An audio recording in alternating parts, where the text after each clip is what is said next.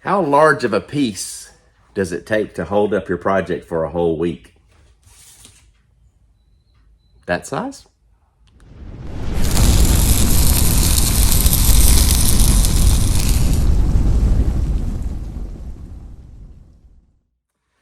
So yep, the part has finally come in. It is a brass bushing that I somehow managed to lose in the disassembly of the rear brakes. You can see that they're on the bench behind me. Whew, I had a time getting those rear brakes off of the chassis, mainly because it attaches different than the front. How's that? Well, the rear axles are pressed into the differential. That wasn't the case in the front. So it was quite a challenge. And it took me a good part of a shop day to figure out how to get the axles out. Whenever I did any kind of YouTube search about it, they just pulled them out. But mine, for some reason, they were pressed into the differential and had to get wedged out to a certain point, and then they would come out. So we got that done. It's all disassembled. And now I'm going to real quickly try to assemble up those brake shoes and backing plates and wheel cylinders for the rear. And then maybe we can get to the brake line kit. Yes, it made it. I have no idea how to install it. I'm going to have to do a lot of research. It didn't come with any instructions, and I don't remember a whole lot from disassembly. Luckily, I have video footage that I can refer to. So yeah, that's what we're going to try to tackle today. So let's get started. Hey, before we go any further in the video, I need a favor. Would you please subscribe to this channel? We are growing, but we need to grow some more. And hey, if you don't mind, give us a thumbs up and share it. And if you have any comments, please let us know. We'd love to hear from you. So this is the bushing that went missing right here. It's somewhere in this shop. But that right there is what has held us up. And essentially what happens is this bolt kind of, you can see that it's kind of shaped like the bushing right there. So it's kind of keyed a certain way. And you drop it in there and it kind of fits in there. So obviously there was no way you could build it without it. So yep, that was 1 week delay, but it is here. Let's press on. Okay, after wrestling for quite some time, I kind of figured out a trick here that makes this a whole lot easier. And I've already done the two front ones and did it the hard way. But these brass bushings have to be keyed with this bolt. And it's a whole lot easier if you assemble it like this as a whole unit and then drop it into the two bottoms of the shoes. Hey, it only took me the third one to figure that out. Hope this tip helps you out.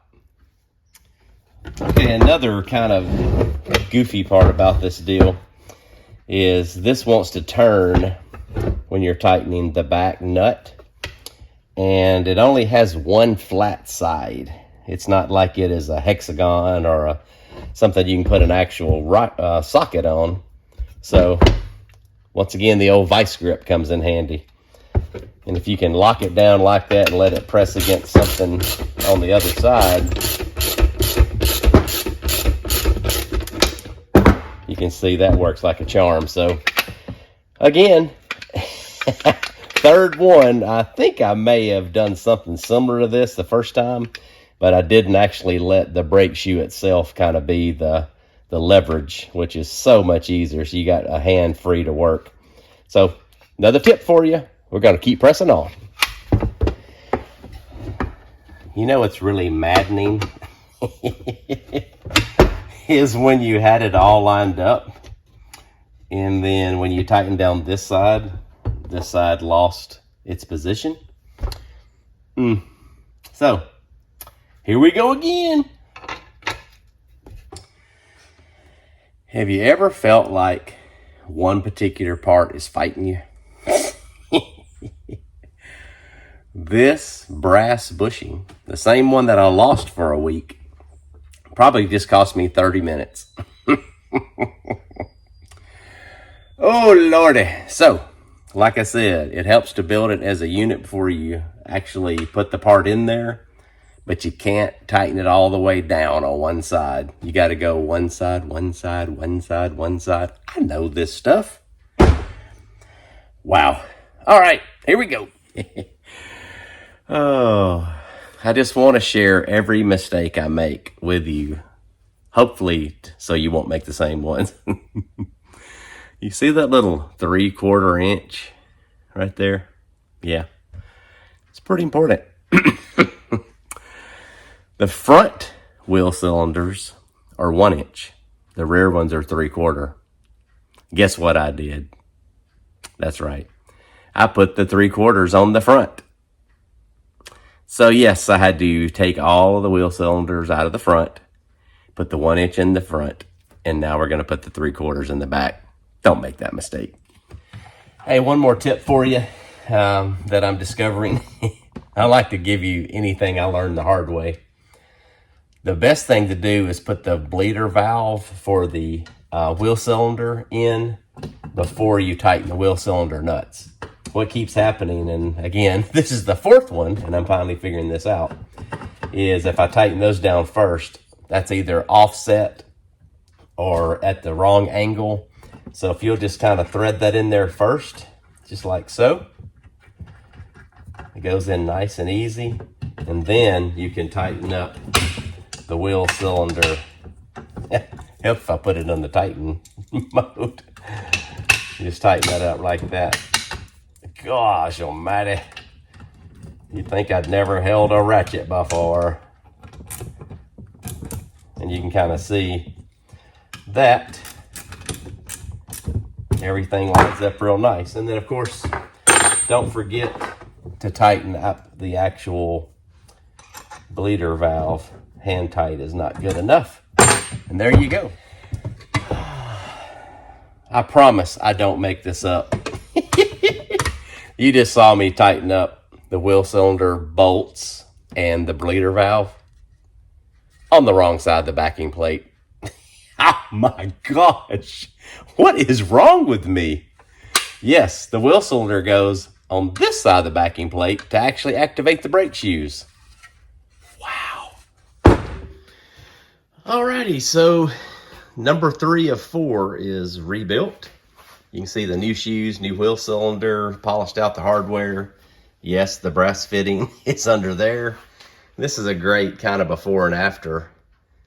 That's kind of what we start with and what we end up with. So we are going to rebuild that last one, get it all fixed up, reinstall them on the differential, and then we're going to start working on some brake lines. So there you go, a nice before and after shot.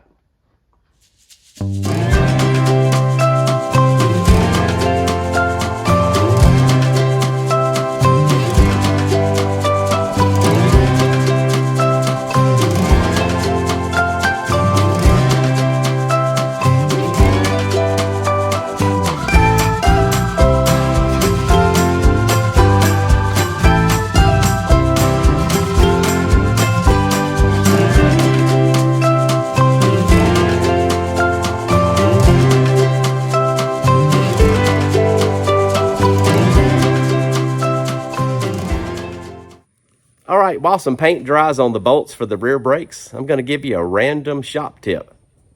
If a neighbor or a friend ever offers you an old propane tank, take it.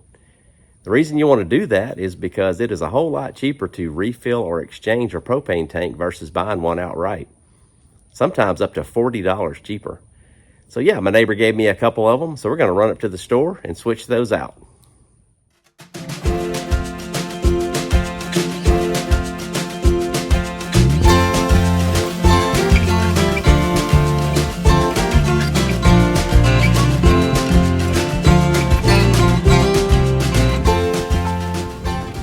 So I'm at my local small mart, and I wanted to shoot this video outside, and I will shoot the video side of it without audio. They have some country music blaring outside this store. So you won't be able to hear this when I get out of the truck, but AmeriGas has a really cool system where you avoid all the hassle of exchange of a propane tank. Typically, you have to leave the tank outside, go inside, get an employee. They have to go find a key, unlock the cage, give you the canister, etc., etc., etc. Man, AmeriGas has figured it out. It's all done by debit card or credit card. It's all automated. It's 24 hours a day. If you have this system in your town, you are going to be so thankful. So let me show you how it works without audio because of the country music.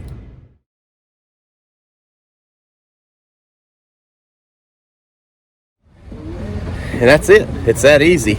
As you can see, a whole lot simpler than your typical propane exchange. So, hey, if you have an AmeriGas 24/7 system in your town, I'd say use it. As you can see, we've got a lot of parts and pieces that have been included in this kit. I know these little S-looking ones go on the front. These actually hold the brake lines onto the differential, as do these. Not sure where that or that or that or where the rest of it goes. So I'm gonna have to do a little investigation and figure out exactly where the parts and pieces belong. Well, with the help of Team G503, which is a fantastic video resource on details about these Willys and GPWs, I have determined I'm missing a lot of parts. Oh man. So the brake line kit is the brake lines, but it turns out there are a lot of pieces that connect to these brake lines. And I'm gonna turn this camera around and kind of show you where the brake lines go, because I did figure that out using the video, and what pieces I'm missing and what opportunities I have that I've discovered along the way. So let's take a look at that. Okay, we're gonna start at the front and work our way back. You can kind of see where the brake lines lay across the differential. Those little white fabric looking things are where clamps hold the brake line in place, and it keeps them from rubbing the brake line and chafing it.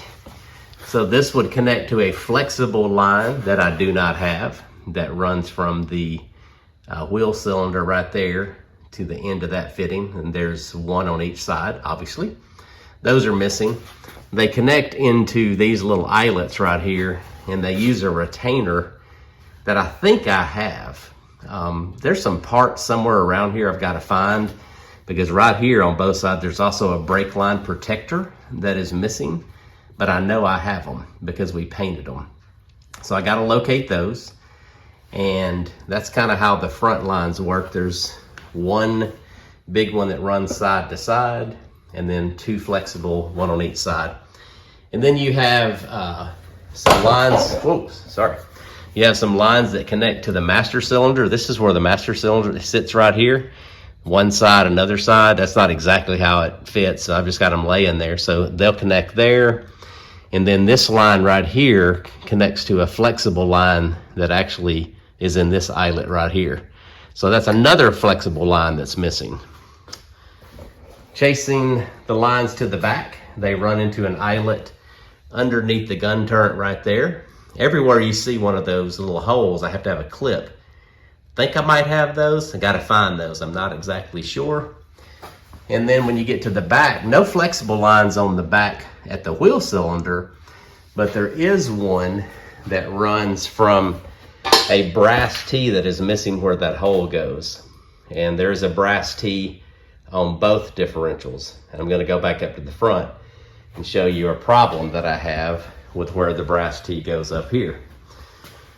The brass tee fits right there in that welded on little holder, and the bolt is broken off in it.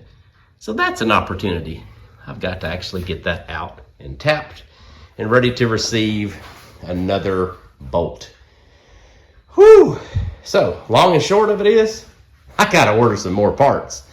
And unfortunately, that's as far as I can go tonight, because you gotta put the T-fittings on first and then work to the outside for your brake lines and all the way to the master cylinder. So I think I'm done for the night, but please stay tuned. If you haven't subscribed, please subscribe. Share these videos with people that might find them entertaining or maybe slightly educational. And maybe next time we'll get some more parts in and make some more progress. In the meantime, thanks for watching. Bonus content. Remember the infamous brass bushing that delayed the whole project by a week? I just found it. It fell in this drawer and is laying right there, which sort of makes sense because that's where I was working on the brakes, right there with the vise. I knew it was in this shop. Mystery solved.